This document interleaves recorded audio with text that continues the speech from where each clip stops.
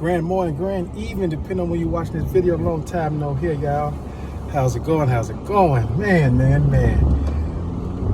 A couple of things on my mind. Well, one major thing is on my mind is that, man, I was sitting in my booth one day and a guy went over to the booth. Well, a family went over to the booth across from me, and it was like the grandfather, the father, and the son. I guess you say, what, 3 generations or 2 generations? I don't know how that goes. And I think the sister or girlfriend, I'm not sure, I was confused because they kind of all looked alike.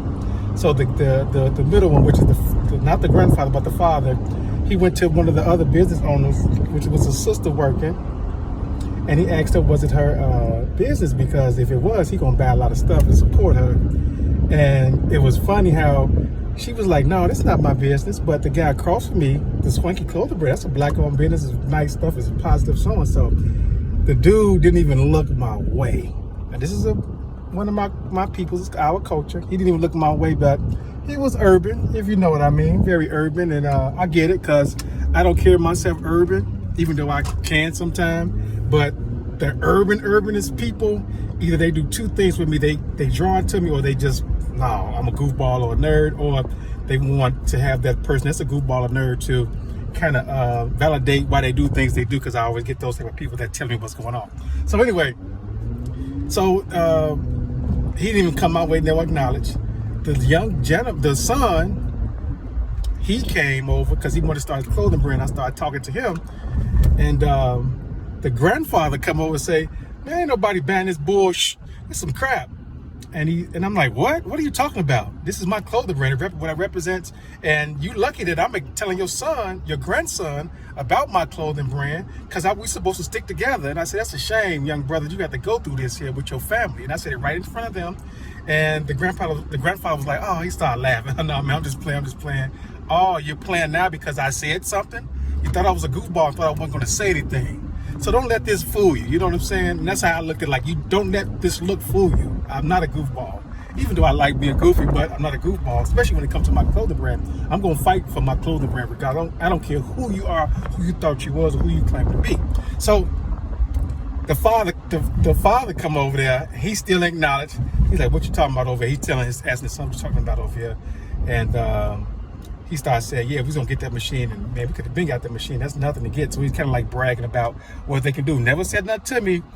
And he's like, what's this? I'm like, it's my clothing brand. I'm like, I'm telling your son how to start his clothing brand. And it's a shame that I heard you talk to the young lady about if that business was hers, that you would buy some, but you come over here and you wouldn't buy nothing from me, which is fine, but I'm still share my information with your son because that's what we're supposed to do. And he just like nonchalantly walked off.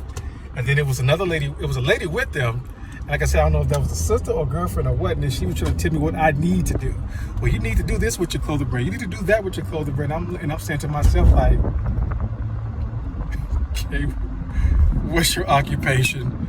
If you have the right to tell somebody what they need to do. So when it boiled down to it, I just felt like, okay, maybe they are a little bit remedial, for better words. Maybe a little slow, a little touch. And maybe that's what it was. I don't know. But anyway, I told the young gentleman, come visit me whenever you want, because I feel sorry for our generation have to grow up around that type of environment, especially when it's the grandfather, then the father, and if they act a certain type of way, that influence the young kid. And you know, sometimes you think about it, you have parents that are like that, and it influences their kids to go opposite of what they do, which is cool. And then you got parents that take care of the kid and do everything for their kid, if you know what I mean.